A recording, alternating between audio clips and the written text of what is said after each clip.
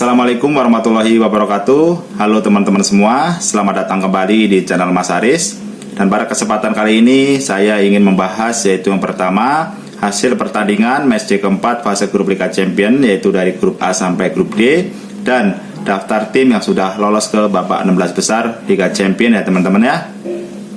Bagi teman-teman saksikan video ini sampai selesai, saya tidak ketinggalan update-update berita untuk hari ini ya teman-teman ya.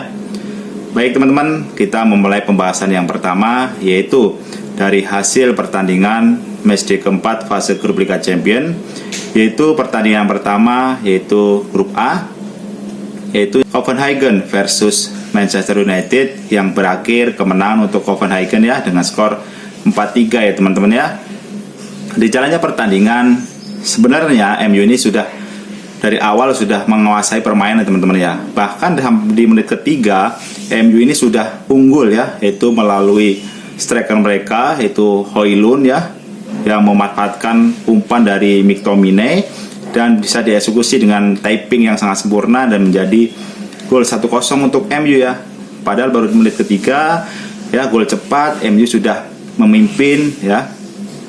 Tetapi bagi Copenhagen walaupun tertinggal, Copenhagen ini tidak tinggal diam ya teman-teman. Copenhagen ini memberikan perlawanan ya. Tetapi sekali lagi kualitas pemain MU dan Copenhagen ini jauh berbeda ya teman-teman ya. Yaitu mungkin satu level di atas pemain MU, pemain Copenhagen ini. Tapi setidaknya ya Copenhagen ini memberikan perlawanan ya. Dan pada menit ke-28 yaitu Højlund ya bisa menciptakan gol kembali ya, setelah ada bola rebound ya, hasil sepakan dari Garnacho ya, proses serangan balik ya, dan bisa dimaksimalkan oleh striker yang belum bisa menciptakan gol di Liga Inggris, tetapi di Liga Champions Højlund ini lebih produktif ya teman-teman ya. Sampai pertandingan match keempat ini sudah menciptakan 4 gol kalau tidak salah ya teman-teman ya. Unggul 2-0 ya pada menit ke-28 membuat para pemain MU ini motivasinya tambah menaik ya teman-teman ya. Jelas mereka fighting spiritnya terlihat ya di pertandingan semalam atau dini hari tadi, dan itu yang membuat Copenhagen agak kesulitan ya.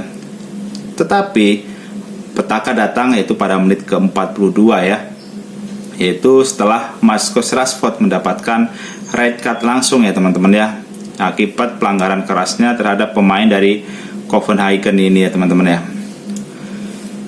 Dan unggul jumlah pemain dimanfaatkan betul ya teman-teman ya. Karena bagi MU ini setelah Rashford ini dapat kartu merah, itu merusak ritme permainan mereka ya. Yang tadinya permainan udah bagus, akhirnya ada pemain yang mendapatkan kartu merah dan membuat permainan dari MU ini berbeda ya teman-teman ya. Dan itu bisa dimanfaatkan dengan baik oleh Copenhagen ya. Unggul jumlah pemain, bermain di kandang ya, jelas Copenhagen langsung ya naik motivasinya, dan situ terbukti ya, setelah 3 menit Rashford terkena kartu merah, Copenhagen bisa memperkecil kedudukan ya, yaitu pada menit 45 ya, dari pemain dari Copenhagen yaitu Iwobi ya, yang bisa menciptakan gol ya, menjadi skor menjadi 2-1 ya. Dan terus Copenhagen ini memberikan perlawanan ya, karena Copenhagen ini unggul jumlah pemain, akhirnya bisa dimanfaatkan dengan baik ya teman-teman ya. Dan terbukti yaitu pada menit ke-49 Copenhagen bisa menyamakan kedudukan ya melalui penalti dari pemain mereka ya, yaitu Gonçalves ya, setelah Harry Maguire ini terkena handsball dan bisa dieksekusi dengan sempurna oleh Gonçalves ya teman-teman ya. Hingga babak pertama berakhir skor sama ya, yaitu 2-2. Padahal MU ini sudah memimpin 2 gol ya teman-teman ya. Tetapi setelah adanya kartu merah untuk Rashford, disitulah yang membuat permainan MU ini berubah total ya teman-teman ya. Dan masuk babak kedua, Copenhagen ya memberikan tekanan langsung ya terhadap MU. Tetapi MU ini juga bisa memaksimalkan peluang yang ada ya melalui serangan balik ya.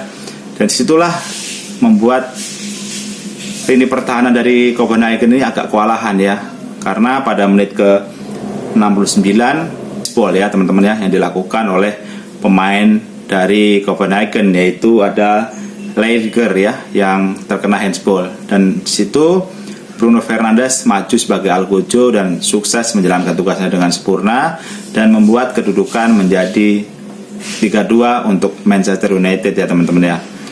Tetapi lagi-lagi ya, bagi Copenhagen ini langsung memberikan respon ya atas gol tersebut ya, yaitu pada menit ke 83 Copenhagen bisa menyamakan kedudukan kembali ya, kali ini dari pemain yang tadinya handsball yaitu Lucas Liedger, akhirnya di menit 83 bisa menembus kesalahannya ya pada menit ke 83 melalui heading ya.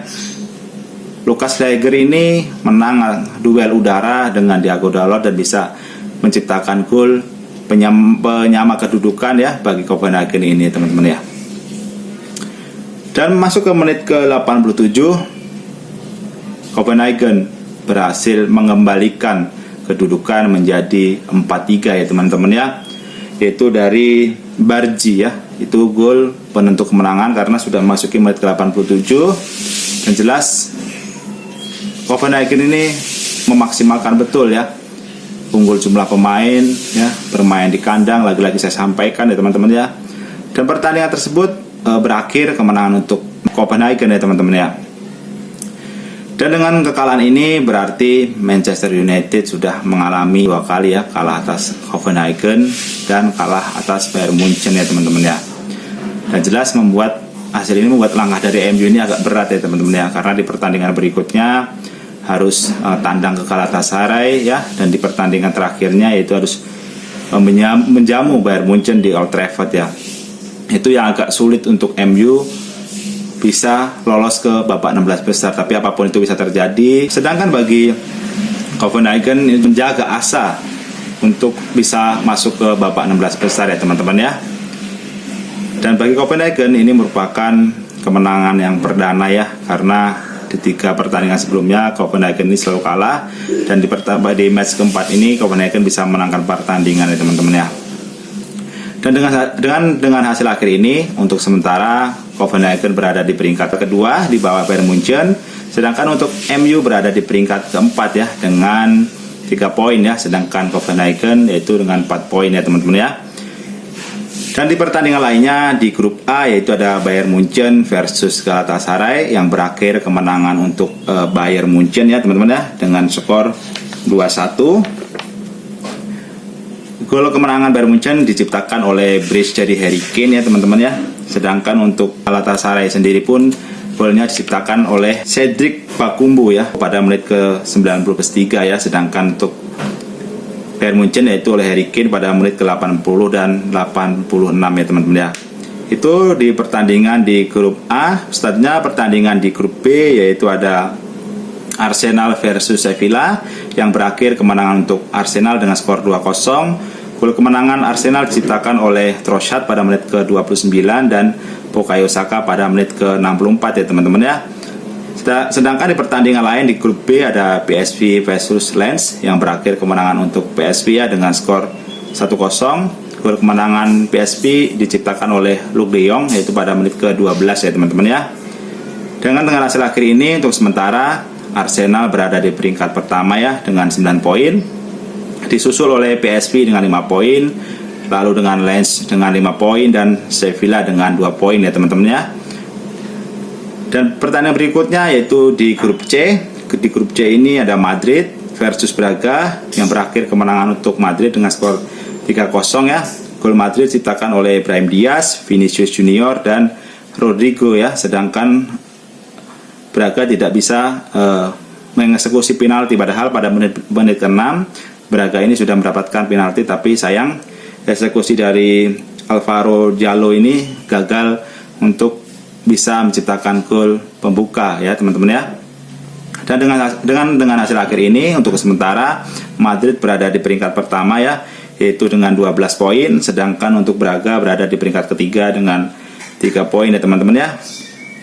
Dan pertandingan lainnya di grup C yaitu ada Napoli versus Union Berlin yang berakhir imbang dengan skor 1-1 ya. Gol diciptakan oleh Matteo Palinto ya, itu oleh Napoli, sedangkan untuk Union Berlin diciptakan oleh David Datro Fofana ya.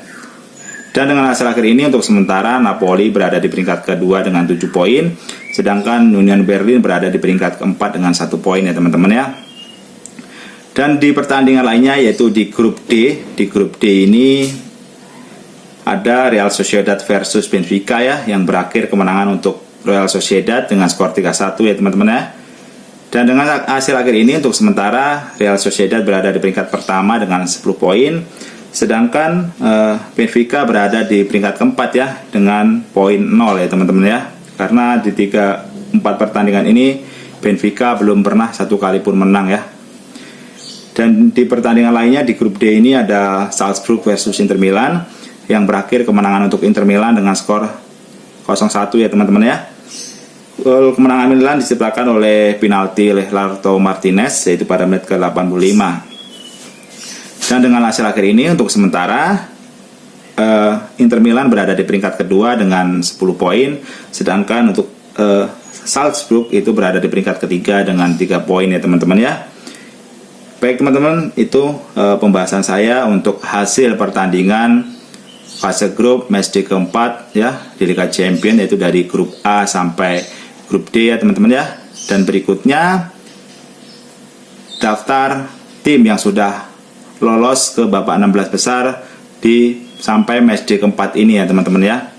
Yaitu yang pertama ada Manchester City, yang kedua ada RB Leipzig, yang ketiga ada Bayern Munchen, yang keempat ada Real Madrid, yang kelima ada Real Sociedad, dan yang 6 atau yang terakhir sampai matchday keempat ini adalah Inter Milan ya teman-teman ya. Itu 6 tim yang sudah dipastikan lolos masuk ke babak 16 besar Liga Champions ya teman-teman ya. Mungkin itu aja pembahasan kali ini. Kurang dan lebihnya mohon maaf. Ya mudah-mudahan yang saya sampaikan ini bermanfaat bagi teman-teman semua. Saya akhiri video saya kali ini. Wabillahi taufiq wal hidayah. Wassalamualaikum warahmatullahi wabarakatuh, dan sampai jumpa di video saya selanjutnya.